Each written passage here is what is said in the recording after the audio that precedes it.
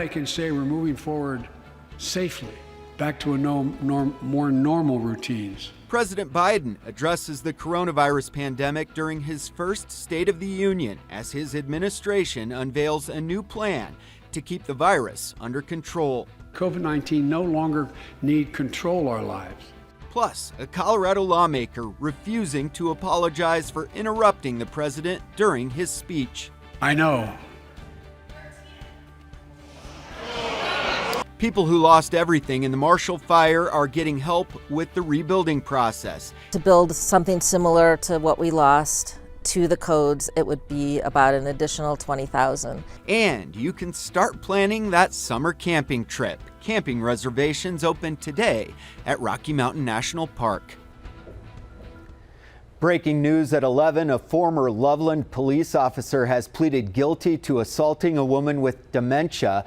Body cam video shows Austin Hopp pushing Karen Garner up against a police vehicle and pushing her to the ground. This happened in June 2020. As you'll recall, Hopp will be sentenced in May. Another former officer charged has pleaded not guilty. She'll be back in court next month. Garner and her family settled for $3 million with the department last fall. We'll have more on this story coming up tonight on Denver 7 News at 5. New at 11, the Biden administration is signaling the U.S. is in a new phase in the fight against COVID. Mask mandates and restrictions are loosening across the country. Last night, everyone in Congress was maskless during the State of the Union. As Rena Roy reports, the new plan is designed to keep the country headed in the right direction. In a maskless chamber during his State of the Union address Tuesday night, President Biden saying the U.S. is now entering a new phase in the coronavirus pandemic. And thanks to the progress we've made in the past year, COVID-19 no longer need control our lives. Biden and his COVID response team laying out a plan to move forward, including more free rapid tests for Americans starting next week and a new test to treat program. To provide individuals access to testing and treatment for free, all in one stop. Hundreds of one-stop sites will open across the country this month. Federal health officials also keeping an eye on new variants, saying they'll be prepared to administer a variant-specific dose within 100 days if needed. I can't promise a new variant won't come, but I can promise you we'll do everything within our power to be ready if it does. As new daily cases and deaths continue decreasing across the country, more areas easing restrictions. Some New York school districts dropping mask mandates today. I know a lot of people are anti-mask, so at this point, they can do whatever they want. But I'm going to keep my mask on. I think we need a bit longer with the mask mandate. I truly think it's not a good idea to lift it, given the fact that some people are still unvaccinated, especially elementary school children. It's just not responsible to do so. COVID-related hospitalizations are at their lowest point since the Omicron surge began, but hospitalization rates amongst children under 4 are at a pandemic high. The White House also plans to send 475 million vaccine doses to over 100 countries in hopes of increasing the global vaccination rate and preventing future variants of concern. Rena Roy, ABC News, New York. The president also unveiling a new plan to boost the economy, fight inflation, and lower costs. His 4-point plan includes making more goods in the U.S., reducing everyday costs like prescription drugs and childcare. He also wants to promote fair competition to lower prices and eliminate barriers to well-paying jobs.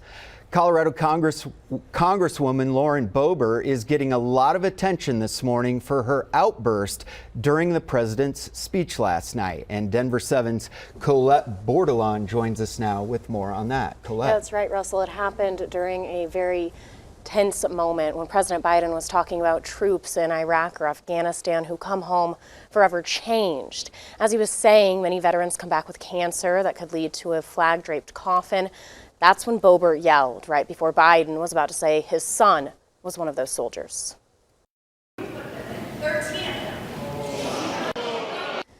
That is hard to hear, but the yelling drew boos from Democrats. She blamed Biden for the 13 service members who were killed in Afghanistan. Afterwards, she tweeted saying she couldn't stay silent and, quote, "Our heroic servicemen and women deserve so much better." In another tweet, she says Democrats are upset because a speech was interrupted and to ask the families who lost their loved ones how interrupted their lives are now. She doubled down again in a video she posted on Twitter. America deserves a strong leader, someone who would represent America's strength and who would have solutions to the border crisis, the inflation crisis, the logistics crisis, energy crisis, drill baby drill, and the crime crisis. Sadly, Joe Biden not only ignored these crises, he is the cause of these crises. We also spoke with Colorado Congressman Jason Crow after the State of the Union. The veteran had harsh words for his fellow representative, Boebert. We've known for a very long time that Lauren Boebert doesn't know what she's doing. During a moment where the president was trying to honor our fallen as the commander-in-chief, a very somber moment that both Republicans and Democrats were recognizing and reflecting on. She took it upon herself to sow politics and try to interrupt the president's speech, which was entirely inappropriate. We've been covering the State of the Union all morning. You can find out more about President Biden's address along with fact checks of his statement right now on thedenverchannel.com. All right, thanks a lot, Colette. Of course. Appreciate it. The president is also hitting the road. Less than 24 hours after giving his State of the Union address, he'll be at the border of Minnesota and Wisconsin today to promote his bipartisan infrastructure law. In his address, Biden said the bill should help to repair 65,000 miles of highway and 1,500 bridges this year alone. The war in Ukraine is sending oil prices above $110 a barrel. Russia is the world's second largest producer of oil, and the fear is the war will send gas prices soaring. OPEC is considering increasing oil production by 400,000 barrels a day starting next month. The coalition has been adding oil every month since last July as demand for gas increases. And yesterday, the U.S. and other allies agreed to release 60 million barrels of oil from the strategic reserves. Ukraine's state of emergency service says more than 2,000 civilians have been killed during the Russian invasion. Ukraine says some houses, hospitals, and transportation infrastructure have been destroyed in the past 7 days. These maps show just how much area is controlled by Russian troops. This map is from last Friday, and then this one from today shows troops expanding their reach in the northeast and south. There is some promising news. Russia and Ukraine will meet for a second round of peace talks tonight. Faith Abube reports. This morning, civilians in Ukraine bracing for the worst as Russia's 40-mile military convoy slowly approaches the nation's capital.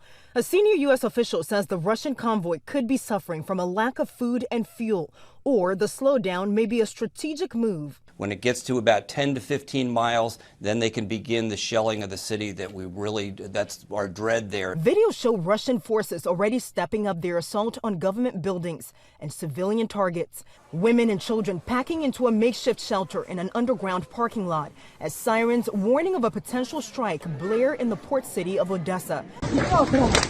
West of Kyiv, a Russian cruise missile reportedly blasting a hospital and a residential neighborhood. Rescue workers running into the burning homes trying to save lives. Ukrainian officials say the explosion killed at least 4 people. Russia is committing war crimes.